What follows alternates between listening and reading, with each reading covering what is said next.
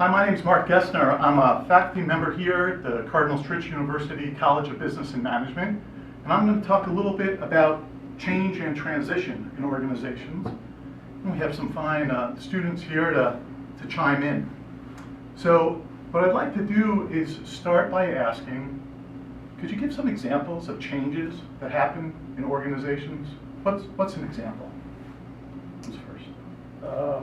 One would be they made us change what we were allowed to put on the walls at work. All right. So a policy change of what goes on the walls. So let's say for that change, I'm going to start with this one. It's a little bigger. Here's the first policy change.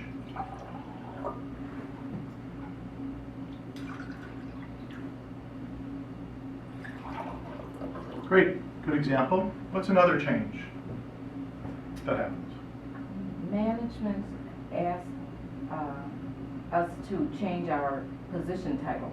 Okay, so position titles begin to get changed. Someone in the management, someone in the leadership decided new position titles. So there's another change to the organization.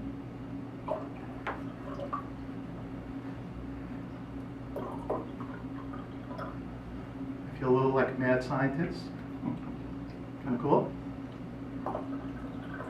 All right, there's a second change. You have another change, an idea of changes that happen to an organization? Yeah, when there's a change in an organizational structure. Okay, so there's a substantial change to the organizational structure. So here, yet again, is another change. Now, imagine that each of these glasses or cups is a person who works for the organization that we've been describing, the business. And they've been experiencing these changes. So far, 3 changes.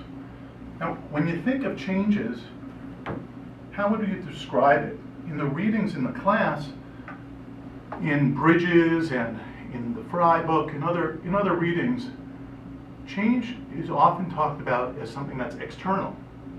So you can change a light bulb, right?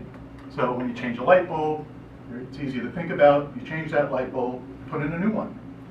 Here are 3 examples you've given already about organizational change. You can see it's beginning to have a different effect on the people in this organization. Let's think of another one. Who's someone give another one yet? They're making us wear name tags at work now. Name tags, lovely. All right, so everyone has to wear a name tag. Doesn't sound like a big deal.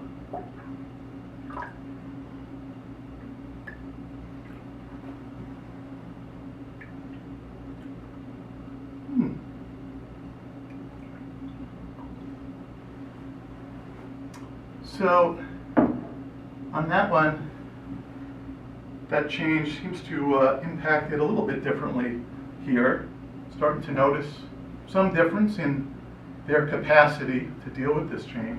Anybody have another? One more change? Ideas?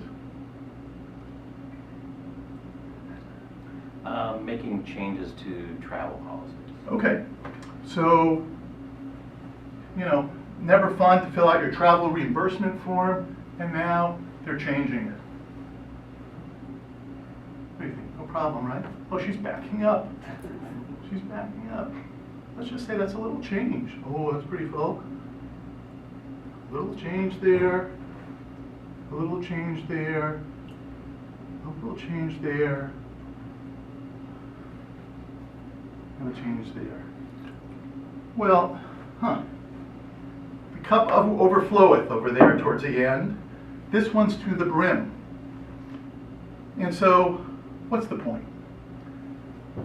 Part of the point that you're seeing happen is that in these external changes that are occurring, it's impacting people in different ways, right? And people have a different level and different capacity in which to embrace change. There's another key piece too. Change is external, but as we know from the readings, something else is going on internally. And what goes on inside people is transition.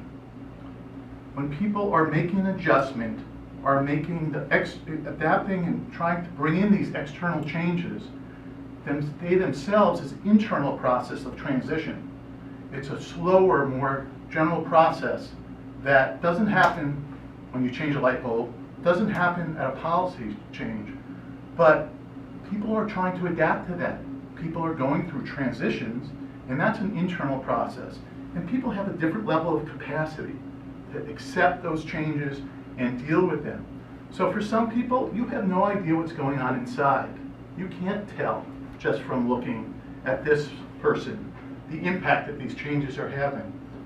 For these two, hey, it looks like, and you can begin to see, it's overflowing. And you may wonder, why did that little travel reimbursement or name tag change put them over the edge? Well, it wasn't just that one little change, was it? It was about the transition that they're going through. So my question to all of you, is what makes for effective organizational change and individual transition? Maybe not as simple as it looks or sounds. What do you think? Thanks.